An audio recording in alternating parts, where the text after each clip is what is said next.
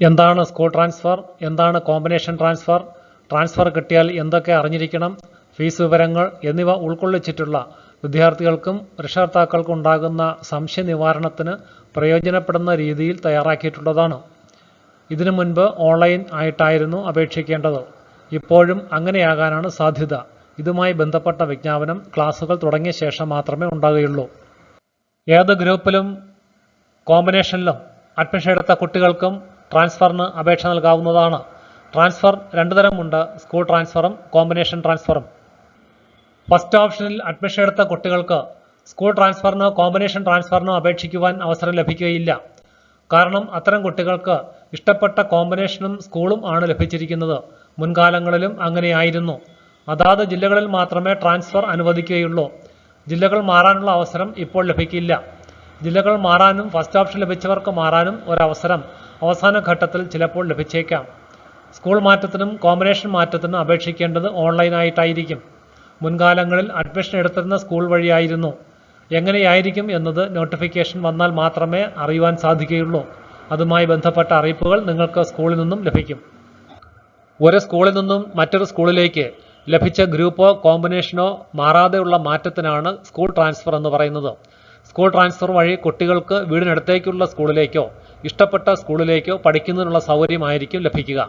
ഏത് ഗ്രൂപ്പിൽ ഏത് കോമ്പിനേഷനിലാണോ ഇപ്പോൾ കുട്ടിക്ക് അഡ്മിഷൻ ലഭിച്ചിരിക്കുന്നത്, അതേ ഗ്രൂപ്പിലും അതേ കോമ്പിനേഷനും ഉള്ള മറ്റ് സ്കൂളുകളിലേക്ക് മാത്രമേ ട്രാൻസ്ഫർ അനുവദിക്കുകയുള്ളൂ.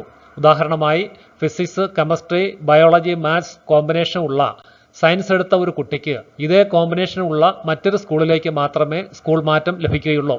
ഈ കുട്ടിക്ക് കമ്പ്യൂട്ടർ സയൻസ് ഉൾപ്പെട്ട കോമ്പിനേഷനിലേക്കോ മറ്റ് കോമ്പിനേഷനിലേക്കോ യാതൊരു കാരണവശാലും മാറ്റം അനുവദിക്കില്ല. Business studies, accountancy, statistics, economics combination ഉള്ള കൊമേഴ്സ് ഗ്രൂപ്പിലെ അഡ്മിഷൻ ലഭിച്ച ഒരു കുട്ടിക്ക് ഇതേ കോമ്പിനേഷനുള്ള മറ്റ് സ്കൂളിലേക്ക് മാത്രമേ സ്കൂൾ മാറ്റത്തിന് അർഹതയുള്ളൂ.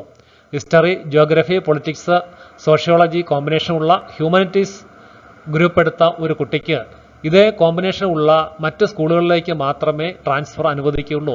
ഇതാണ് സ്കൂൾ മാറ്റത്തിന്റെ കണ്ടീഷൻ.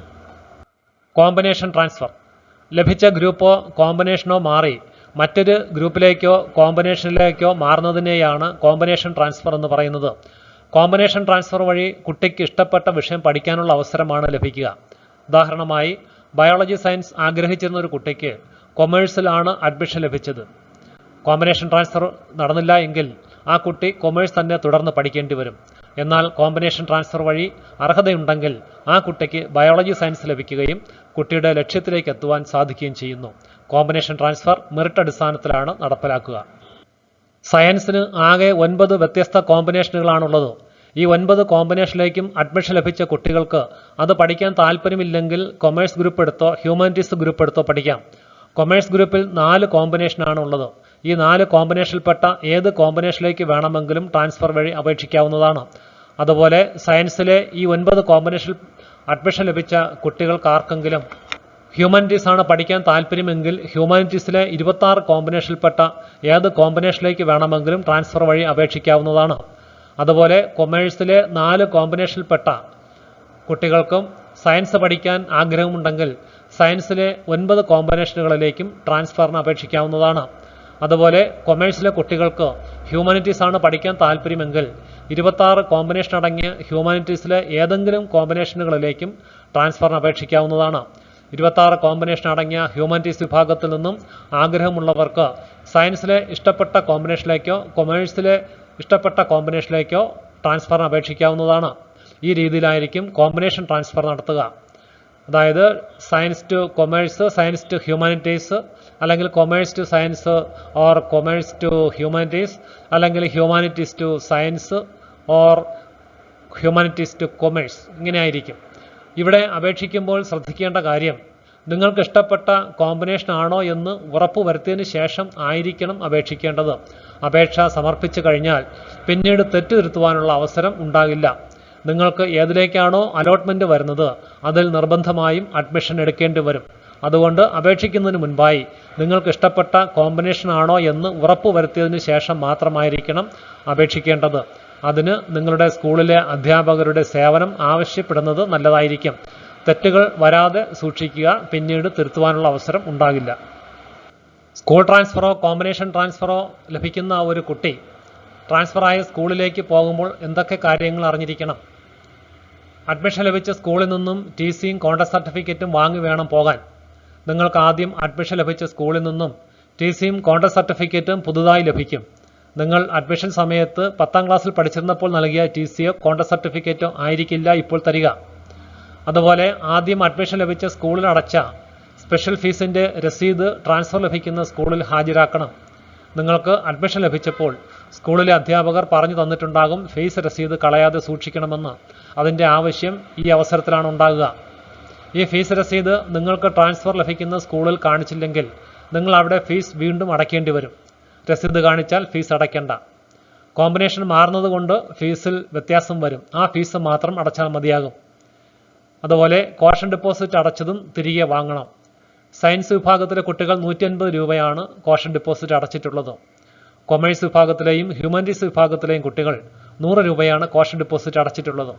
ഈ കോഷൻ ഡെപ്പോസിറ്റ് നിങ്ങൾക്ക് ട്രാൻസ്ഫർ ലഭിക്കുമ്പോൾ അന്ന് തന്നെ അവിടെ നിന്ന് തിരികെ ലഭിക്കുന്നതാണ്. നിങ്ങൾ ഏത് സ്കൂളിലാണ് തുടർന്ന് പഠിക്കുന്നത് അവിടെയാണ് കോഷൻ ഡെപ്പോസിറ്റ് അടയ്ക്കേണ്ടത്. ഈ തുക നിങ്ങൾ കോഴ്സ് പൂർത്തിയായി പോകുന്ന അവസരത്തിൽ നിങ്ങൾക്ക് തിരികെ ലഭിക്കുന്നതാണ്. PTA ഫണ്ടും തിരികെ വാങ്ങണം.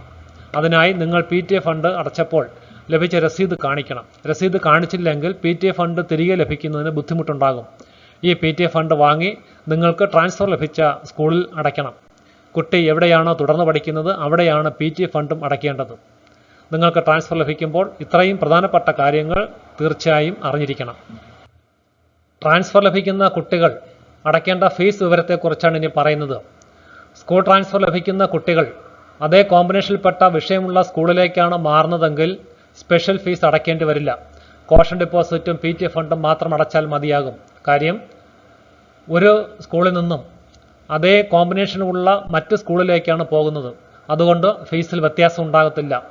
എന്നാൽ കൊമേഴ്സിൽ നിന്നും സയൻസ് വിഭാഗത്തിൽ കോമ്പിനേഷൻ ട്രാൻസ്ഫർ വഴി പോകുന്ന ഒരു കുട്ടി പ്രാക്ടിക്കൽ വിഷയങ്ങളിൽ ഉണ്ടാകുന്ന വ്യത്യാസം അനുസരിച്ച് ഫീസ് അടയ്ക്കേണ്ടി വരും.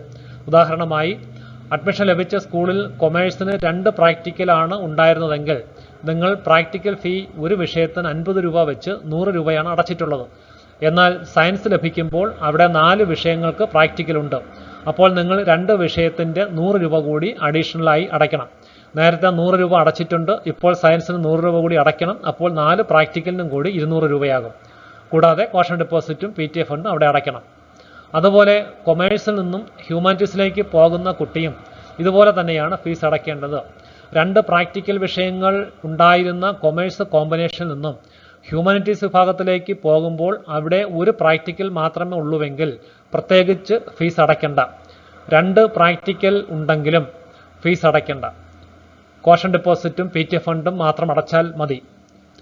കൊമേഴ്സിനേക്കാൾ പ്രാക്ടിക്കലുകളുടെ എണ്ണം കൂടുതലാണെങ്കിൽ മാത്രം ഫീസ് അടച്ചാൽ മതി. പ്രാക്ടിക്കലുകളുടെ എണ്ണം കുറവാണെങ്കിൽ അടച്ച ഫീസ് തിരികെ തരികയുമില്ല. കൊമേഴ്സിന് 2 പ്രാക്ടിക്കൽ ഉണ്ടായിരുന്നു. പോയ സ്കൂളിലേക്ക് ഹ്യൂമാനിറ്റീസിന് 1 പ്രാക്ടിക്കൽ മാത്രമേ ഉള്ളൂ. അപ്പോൾ ഒരു പ്രാക്ടിക്കൽ ഫീസായ 50 രൂപ അധികം അടച്ചിട്ടുണ്ട്. അങ്ങനെ വന്നാൽ ആ ഫീസ് തിരികെ കിട്ടുന്നതല്ല. ഹ്യൂമാനിറ്റീസിൽ നിന്നും സയൻസിലേക്ക് പോകുമ്പോൾ സയൻസിൽ 4 പ്രാക്ടിക്കലുണ്ട്. 200 രൂപയാണ് പ്രാക്ടിക്കൽ ഫീസ്. ഹ്യൂമാനിറ്റീസിന് ചില കോമ്പിനേഷനിൽ 1 പ്രാക്ടിക്കൽ മാത്രമേ ഉള്ളൂ എങ്കിൽ ബാക്കി 150 രൂപ കൂടി അടയ്ക്കണം. 2 പ്രാക്ടിക്കൽ ഹ്യൂമാനിറ്റീസിന് ഉണ്ടായിരുന്ന സ്ഥലത്ത് നിന്നാണ് പോകുന്നതെങ്കിൽ 100 രൂപ കൂടി അടച്ചാൽ മതി. കൂടാതെ കോഷൻ ഡെപ്പോസിറ്റും PTA ഫണ്ടും അവിടെ അടയ്ക്കണം. ഹ്യൂമാനിറ്റീസിൽ നിന്നും കൊമേഴ്സിലേക്ക് പോവുകയാണെങ്കിൽ ഹ്യൂമാനിറ്റീസിന് 1 പ്രാക്ടിക്കൽ ഉണ്ടായിരുന്ന ഒരു കോമ്പിനേഷനിൽ നിന്നാണ് 2 പ്രാക്ടിക്കലുള്ള കൊമേഴ്സ് കോമ്പിനേഷനിലേക്ക് പോകുന്നതെങ്കിൽ 1 പ്രാക്ടിക്കൽ ഫീസ് കൂടി അധികം അടയ്ക്കേണ്ടി വരും. ഒപ്പം കോഷൻ ഡെപ്പോസിറ്റും PTA ഫണ്ടും. ഇങ്ങനെ പ്രാക്ടിക്കൽ വിഷയങ്ങളുടെ എണ്ണത്തിനെ അടിസ്ഥാനമാക്കിയാണ് ട്രാൻസ്ഫർ വഴി ഫീസിനകത്ത് വ്യത്യാസം വരിക.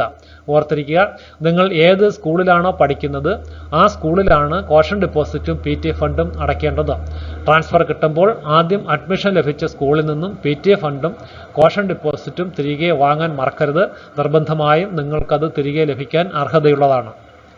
കോമ്പിനേഷൻ ട്രാൻസ്ഫർ ലഭിക്കുന്ന കുട്ടികൾ സ്പെഷ്യൽ ഫീസിലുണ്ടാകുന്ന വ്യത്യാസം അല്ലെങ്കിൽ പ്രാക്ടിക്കൽ ഫീസിലുണ്ടാകുന്ന വ്യത്യാസം, അതിൻ്റെ ഫീസും കോഷൻ ഡെപ്പോസിറ്റും PTA ഫണ്ടുമാണ് അടയ്ക്കേണ്ടത്. സ്കൂൾ ട്രാൻസ്ഫറും കോമ്പിനേഷൻ ട്രാൻസ്ഫറുമായി ബന്ധപ്പെട്ട ഈ വീഡിയോ തയ്യാറാക്കിയിരിക്കുന്നത് മുൻകാലങ്ങളിൽ വിദ്യാഭ്യാസ വകുപ്പ് പുറപ്പെടുവിച്ചിട്ടുള്ള ഉത്തരവുകൾക്കനുസൃതമായിട്ടാണ്. കുട്ടികൾക്കും രക്ഷകർത്താക്കൾക്കും ഉണ്ടാകുന്ന സംശയ നിവാരണമാണ് ലക്ഷ്യം. +1 അഡ്മിഷനുമായി ബന്ധപ്പെട്ട ഈ വീഡിയോയും നിങ്ങൾക്ക് പ്രയോജനപ്പെട്ടിട്ടുണ്ടെങ്കിൽ മാത്രം സബ്സ്ക്രൈബ് ചെയ്യുവാൻ മറക്കണ്ട.